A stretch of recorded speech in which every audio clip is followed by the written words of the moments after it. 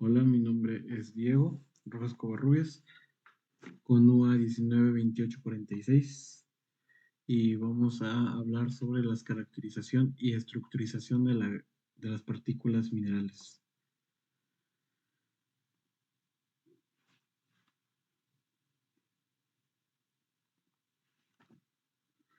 Muy bien. La caracterización y estructurización de las partículas minerales es un tema fundamental en el estudio de los materiales geológicos y su aplicación en ingeniería civil, geotecnia y ciencias de la Tierra son muy importantes. Las partículas minerales que constituyen la fracción sólida de los suelos presentan una amplia variedad de tamaños, formas, composiciones químicas y arreglos estructurales. Estas características determinan no solo las propiedades físicas y mecánicas de los materiales, sino que también su comportamiento bajo diferentes condiciones, ya sea ambientales, de carga, etcétera, etcétera.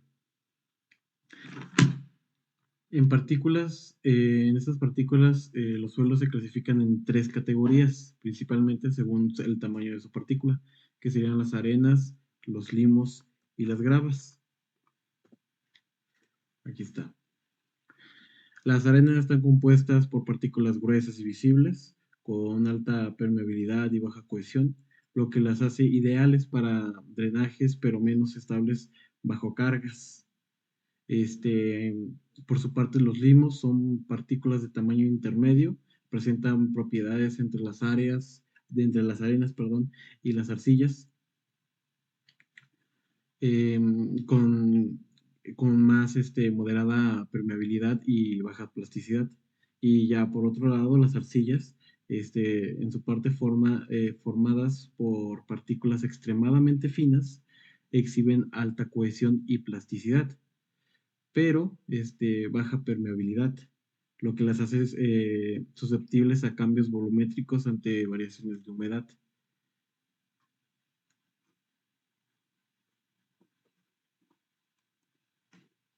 Hola, mi nombre es Rodrigo Juárez Salvino, con la NUA 192977. Hoy hablaremos de dos estructuras en los suelos. Una es la estructura en castillo de naipes y la segunda la estructura de dispersión, correspondiente a la materia propiedades básicas de los suelos del semestre enero-junio del año 2025. En la primera estructura del castillo de naipes, la teoría de texturación floculenta nos dice que investigadores como Goldschmidt y Lambe proponen que la forma laminar de los minerales de arcilla influye en la estructuración de los suelos finos. Algunas de las características de sus partículas son la longitud de anchos similares, así como su espesor variable. Las caulinitas tienen un espesor mayor de 1/10 en comparación con las modmorolinonitas, que son de 1/100.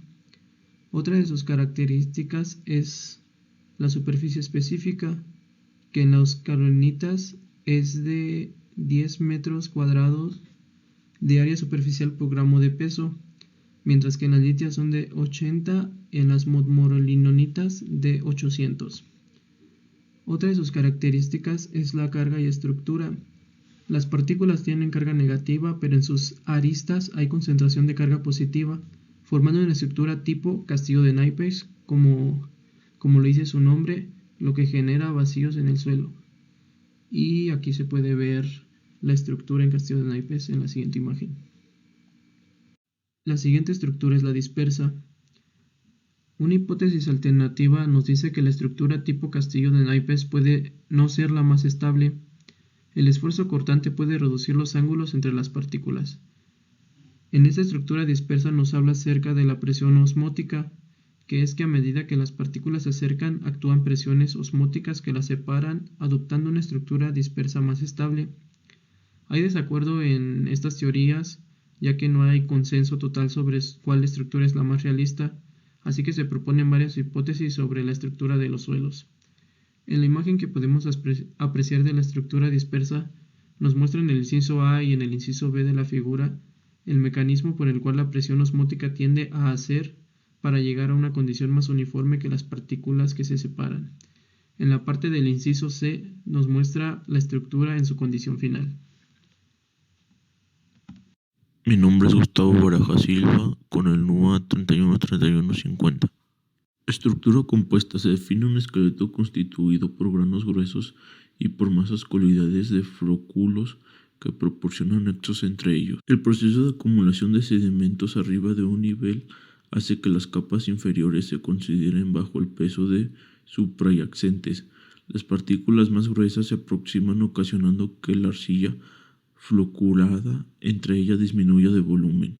El remoldeo destruye la liga de arcilla, es altamente considerada entre partículas gruesas y permite que la arcilla suave las rodee. Actúa como lubricante entre ellas. El resultado de esto es que sea blanda y elástica, mientras no se destruyan las uniones consideradas. La tisotropía produce rigidez reversible de la masa plástica, aumenta la adherencia entre los puntos de contacto, además coopera para la formación de la estructura y la coherencia de su esqueleto. La estructura panaloide es la típica en granos de tamaño pequeño, que van desde 0.002 milímetros de diámetro o son un poco menores. Este tipo de granos son, las partículas son depositadas en un medio continuo como es el agua o el aire. La gravitación ejerce un efecto al momento de sedimentarse, formando celdas con vacíos con a modo de panal mediante fuerzas superficiales. En la imagen se puede apreciar cómo va quedando el acomodo de esta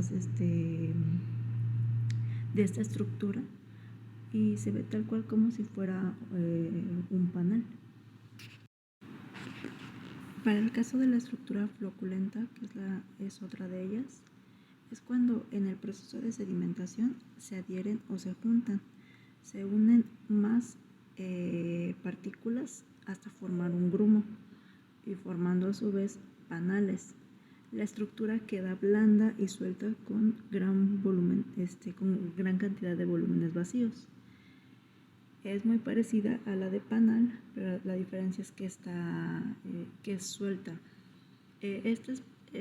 Por lo general es para partículas que son menores a 0.02 milímetros de diámetro y porque permanecen en suspensión indefinidamente y el peso tiene poca influencia. Hola, mi nombre es Gustavo Muñoz Hernández con el NUA 391974 y hoy les hablaremos sobre el peso específico relativo de los suelos. El peso específico relativo es la relación entre el peso de una sustancia y el peso del mismo volumen de agua. Se usa para caracterizar los materiales sólidos de los suelos. Los rangos de valores. Valores comunes de 2.60 a 2.90. Algunos ejemplos serían el cuarzo, el feldespato, el suelo con hierro y la turba. Peso específico relativo en arcillas. Minerales de arcillas de 2.80 a 2.90, arcillas volcánicas. Generalmente partículas finas tienen mayor peso específico que partículas gruesas. Procedimiento de medición. Se usa un matraz con marca de Erice. 2. Se llena con agua y se mide su peso. 3.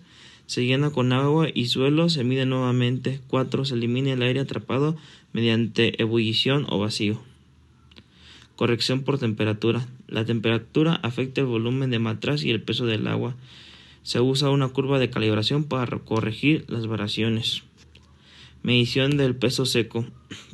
En suelos gruesos se mide antes de la prueba. En suelos finos plásticos se mide después para evitar la formación de grumos con aire atrapados.